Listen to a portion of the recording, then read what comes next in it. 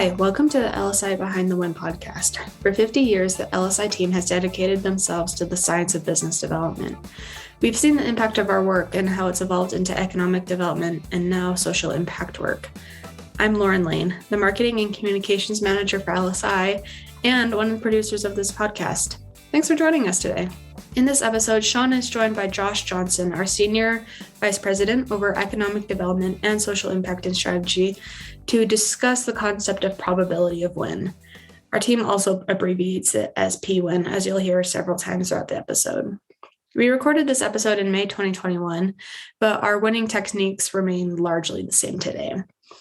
If you have any questions about probability of win or how we can help your team at the end of this episode, please email us at social@lsiwins.com. We'd love to stay in touch with you and answer any questions you might have. Thanks for joining us, and we hope you enjoyed this episode. We have prepared a discussion about responding to clients and also internally on an establishing probability of win, or what we oftentimes refer to as pWin.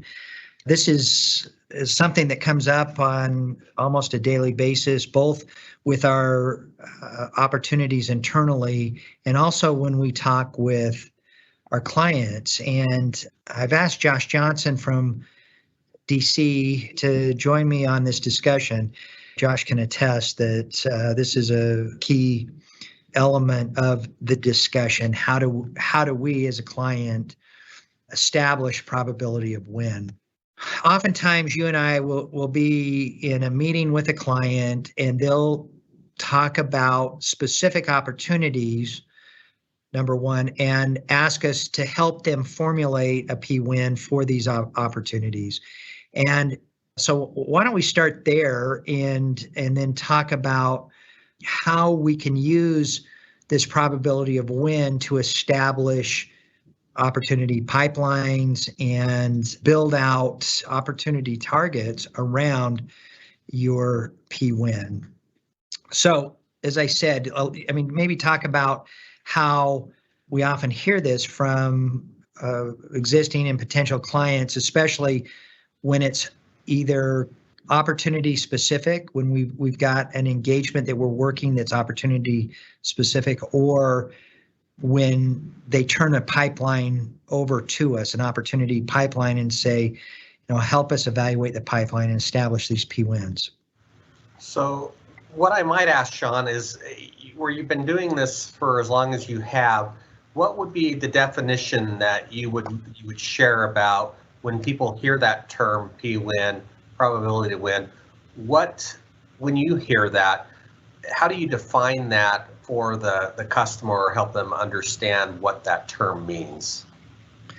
Well, it is this is what makes it difficult, is that it is subjective. There's no true science behind this. And I can tell you that one of the things that's been fun in the last 2 months, we have won everything that we've bid. I think during the month of May. And some of these opportunities were what I would consider to have a low probability of win, and we did win these opportunities. So oftentimes, just because everybody in the room is saying, we've got a low probability of winning this opportunity, a low pWin for this opportunity, doesn't necessarily translate on the back end. And for example, we did win a large opportunity that we had limited past performance in,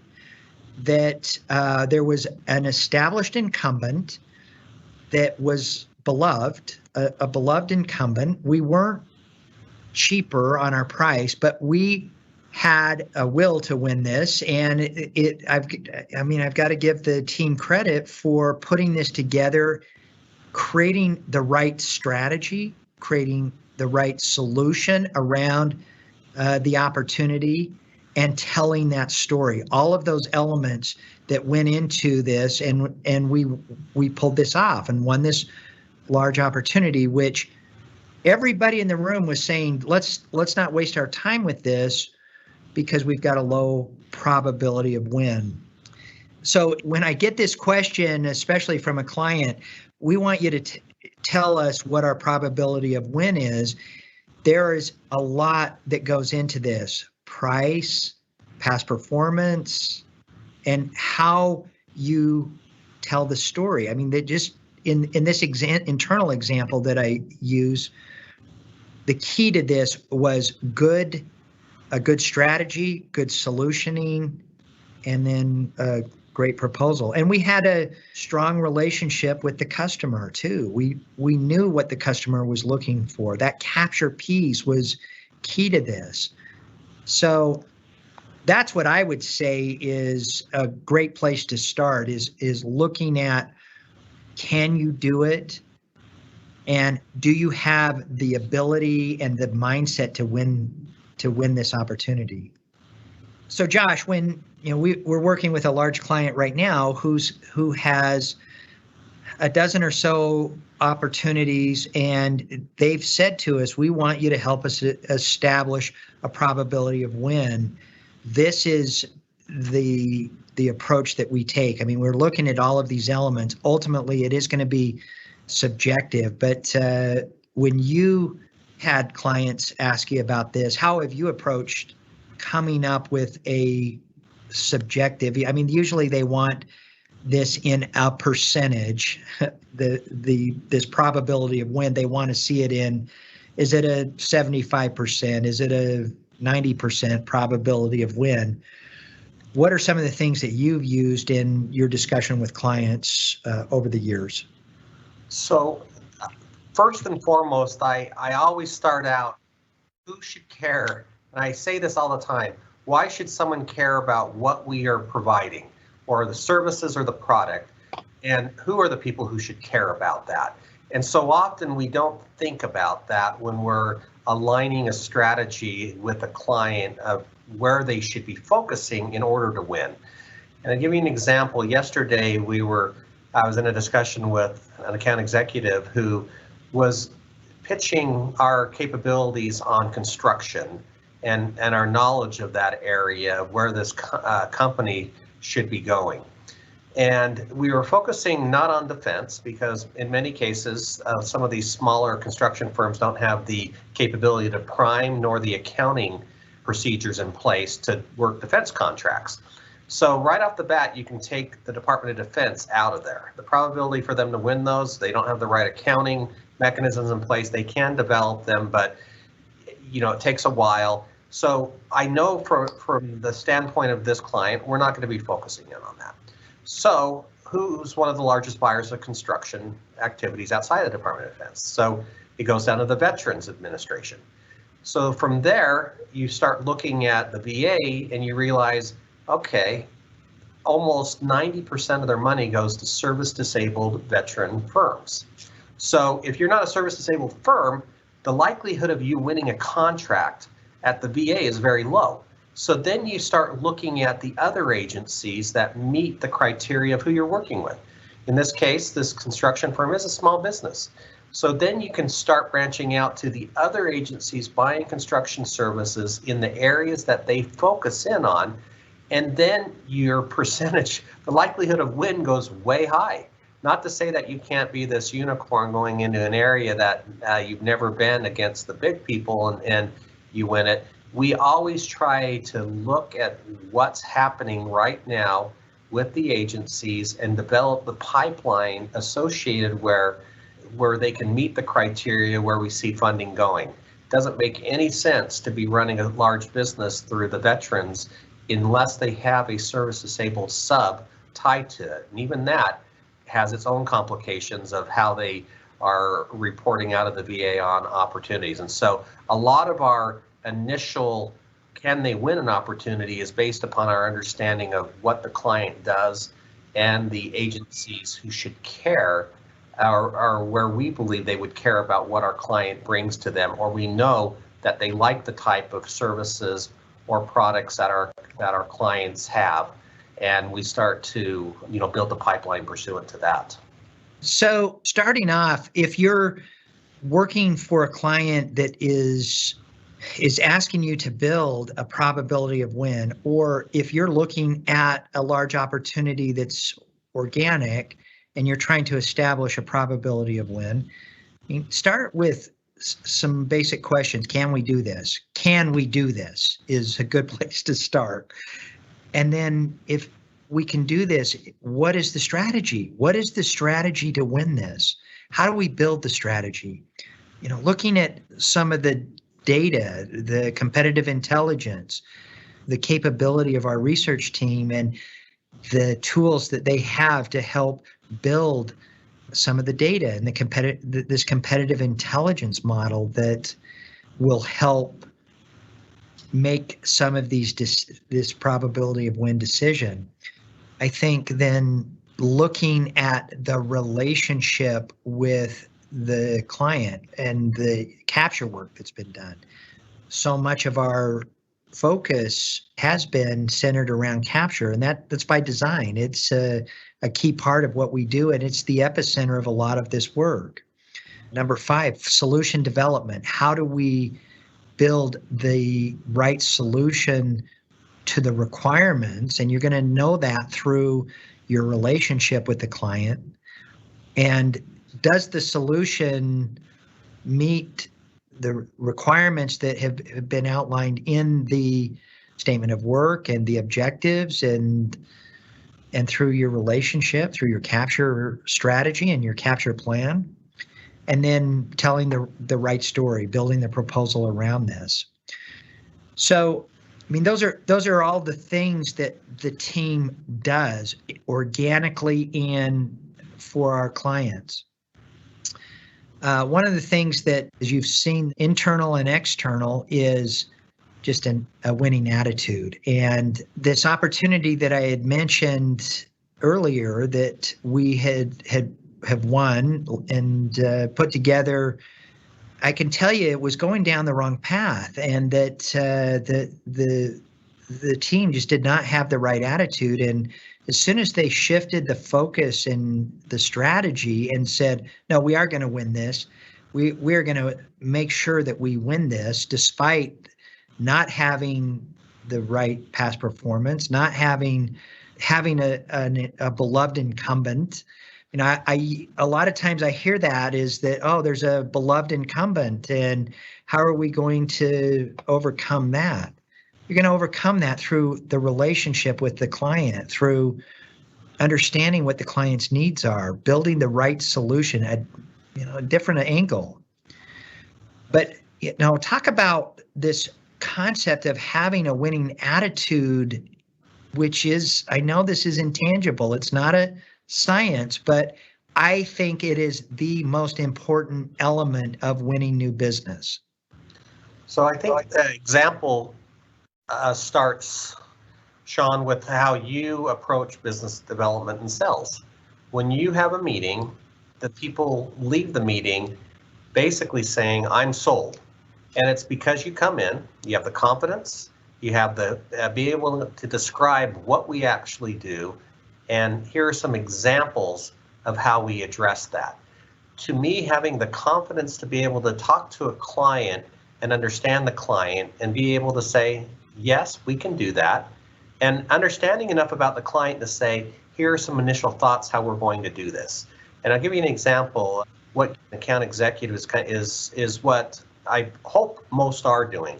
Prior to going into the client, is to get an understanding of what they're doing, how they're doing it, and being able to visualize what we want to say on paper. So often when you can describe in a visual, here's the approach we're going to take, it really simplifies, what we can do and how we will do it. And it gives you an approach that you're going in with, in many cases, you've thought through it enough, you realize that it's a winning strategy. And there's different approaches on how people sell, but so often it's getting confidence enough in what you are going to be talking to your client about in a manner that they should care and understand. And you've rehearsed it. You've rehearsed it in a way that you believe that what you're presenting you can do. Right. So often people present and then they keep going on, and the more they go on, the less they understand, or the less confident they are in actually what they're proposing. And when that starts to occur, the meeting ends and the opportunity is gone as well. So I completely agree that confidence, in some cases, shorter is better. The confidence and understanding of the client going in is where I see a lot of lost opportunities, that we're ill prepared to really give them the confidence that it can be won. But more importantly, who's ever selling that believes it can be done and will do what's needed to do it. The other thing about that so often people don't think about is the person selling it has to really understand the client. They can't depend upon others to continue to say, here's what the client needs, etc. That person has to study and understand the client, as well as, in many cases, a lot of the folks we have selling, there's a sense that others can do all of that lift for me, and then I can go into that room. No, you have to understand the client. And fortunately, we have a good group behind us that can provide us additional information to get us to where we really understand it. But we always have, you have to depend upon yourself and have confidence in order to be able to believe what you're providing. And if you don't, then it's really that the opportunity is going to go away. Yeah, exactly. So I think my advice is that just because everyone in the room is saying, no, there's no way we can win this, that's not always the case. And that having the right strategy, having the right solution, understanding the client, as you said, and then telling the story is going to increase your probability of win. And we can control a lot of that. We can control it as partners to our clients and internally as we are chasing these organic opportunities. So once we have this pipeline and we've built this probability of win, it will help us with some of the other metrics. If we're working with Northrop Grumman and they've given us a target of $5 billion of new business, looking at their opportunity pipeline, knowing what their win rate is, and looking at their probability of win for the opportunities in the pipeline, we can then create the volume to ensure that we hit that target. It's the reason that we've done so well in meeting our target objectives over the years, is that taking that formula and translating it into a target pipeline and then ensuring that capture win rate happens through our work is really the LSI secret. It is the methodology. So anything else, Josh, as we wrap this up? I think that it's something that comes up a lot, and I've had members of the team, especially over the last few years, saying, how do we build this probability of win, or pWin, internally? How do we build it for our clients? Or can we influence our clients' actions in increasing their probability of win? That's what this is about, increasing your win rate and reducing your business development costs.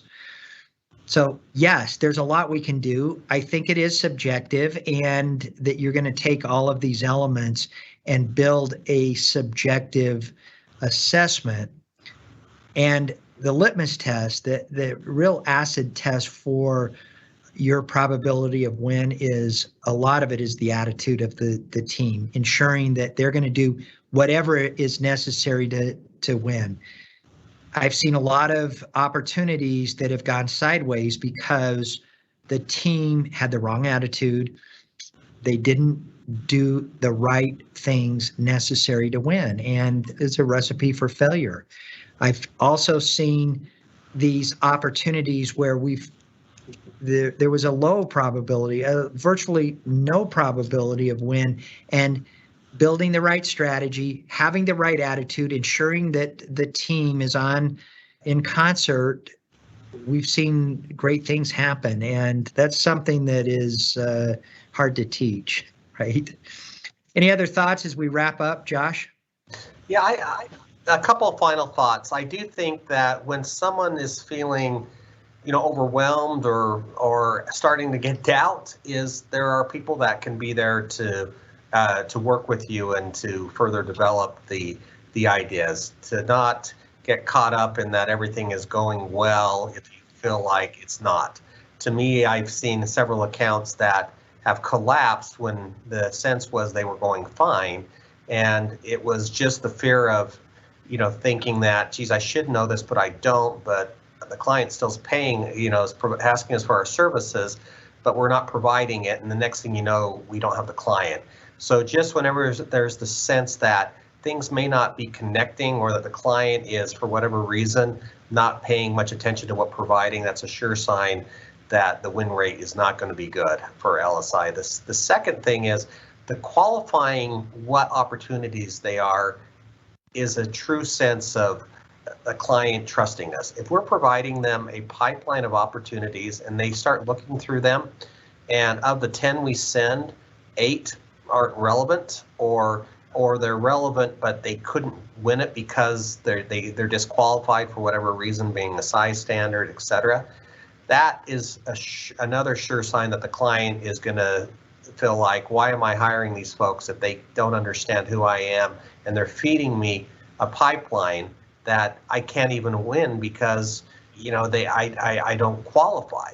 And so always keep in mind, whatever you send to the client that is an opportunity, that the last thing we want to instill is they're going to lose it because they don't qualify. It makes us look very, short-sighted in how we do it, how our understanding of them. I agree.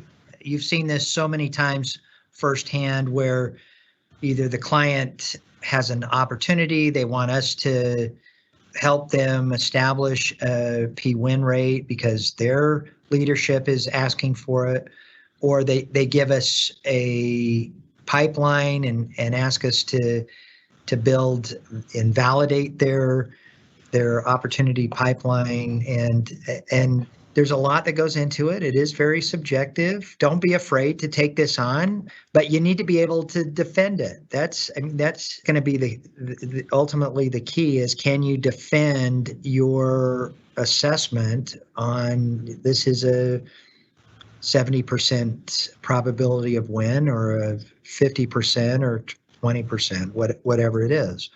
You need to be able to defend your position, and some of this is subjective and is going to require you to say, this is my observation. This is, as the subject matter expert in this opportunity, this is why I believe that you've got a high or low probability of win. Don't be afraid of it. Internally, be looking at this and then be asking yourself, how do we increase the probability of win through the attitude of the team and the ability of the team to do whatever is necessary to make this happen? Thanks, everyone.